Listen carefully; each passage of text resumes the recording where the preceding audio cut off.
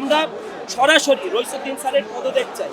কারণ শিক্ষার্থীদের এই প্রায় দীর্ঘ 1 মাসের ফসল আজকে হুট করে বানচাল করে দিলে কোনো শিক্ষার্থীরা এটা মেনে নিবে না। তার মানে এখন আমরা সম্পূর্ণটা বুঝতে পারতেছি যে রোহিত স্যার এখানে পিছনে যে অদৃশ্য শক্তি কাজ করতেছে, এখানে রোহিত স্যারই এটার জন্য দায়ী। প্রায় 3-4 দিনের জন্য আমি আমার এক আত্মীয়র বাড়িতে যশোর বেড়াতে গিয়েছিলাম। তো আজকের এই নির্বাচনকে কেন্দ্র করে আমি কালকে রাতে ট্রেনে এসেছি এই নির্বাচনে ভোট দেওয়ার জন্য। যশোর থেকে এসেছি। এই নির্বাচন আমাদের শিক্ষার্থীদের বহুল কাঙ্ক্ষিত নির্বাচন ছিল, যেন আমাদের জগন্নাথ বিশ্ববিদ্যালয় মাথা উঁচু করে দাঁড়াতে পারে যোগ্য প্রতিনিধিদেরকে নিয়ে।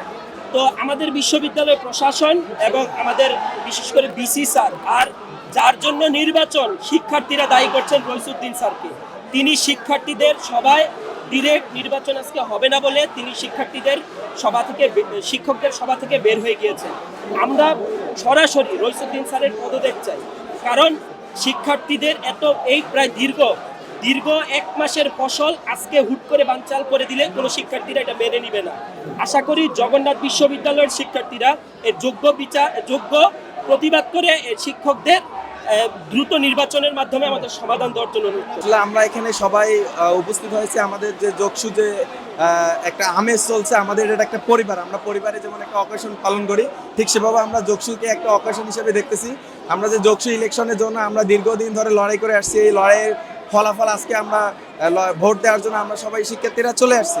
ক্যাম্পাসে পুরো ক্যাম্পাস ভরে গেছে। আমাদের দেখতে পাচ্ছি যে আমরা হঠাৎ করে সকালবেলা আমাদের আপসী নেত্রী বেগম খালেদা জিয়ার ইন্তেকালে আমরা সবাই শোকাহত। বাট আমরা কি করব, আমরা যোগসু নির্বাচন করে, আমরা ইলেকশন করে, আমরা ফলাফল নিয়ে বেগম এবং হচ্ছে যে বেগম জিয়ার প্রতিষ্ঠিত বিশ্ববিদ্যালয়ে আমরা একটা ভালো সুষ্ঠু ফলাফল নিয়ে তেনাকে সম্মানিত করব।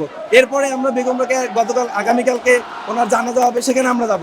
কিন্তু আমরা দেখতে পেলাম কি যে আমাদের জগন্নাথ বিশ্ববিদ্যালয়ে আমরা সকালবেলা এসে যখন আমরা শিক্ষার্থীরা সবাই বাসে চলে আসছি, প্রতিটি বাস ক্যাম্পাসে উপস্থিত হয়েছে কোনো একটা অদৃশ্য শক্তি, যে অদৃশ্য শক্তির কারণে আমাদের যোগসুকে বন্ধ করে দেওয়া হলো। এর যোগসুর পিছনে যে কারণ সেটা আমরা এখন শিক্ষার্থীরা সবাই বুঝে গেছি। ক্যাম্পাসে আমরা বরাবরই শিক্ষার্থীরা আমরা দাবি করে আসছি যে আমাদের ভিসি মহোদয়, আমাদের ভিসি না, আমাদের রোহিত স্যার হচ্ছে আমাদের ভিসি, শিক্ষক সমিতির যিনি সভাপতি তিনি হচ্ছে আমাদের ভিসি। তার মানে এখন আমরা সম্পূর্ণটা বুঝতে পারতেছি যে রোহিত স্যার এখানে পিছনে যে অদৃশ্য শক্তি কাজ করতেছে, এখানে রোহিত স্যার এটার জন্য দায়ী। কারণ আমরা সবাই শিক্ষার্থীরা বুঝে গেছি যে রোহিত স্যার এর আগেও বিভিন্ন আমাদের ক্যাম্পাসের বিপক্ষে এবং আমাদের শিক্ষার্থীদের পক্ষে না গিয়ে উনি ওনার দলের স্বার্থে গিয়ে আমাদের ক্যাম্পাসকে বানচাল করতেছে।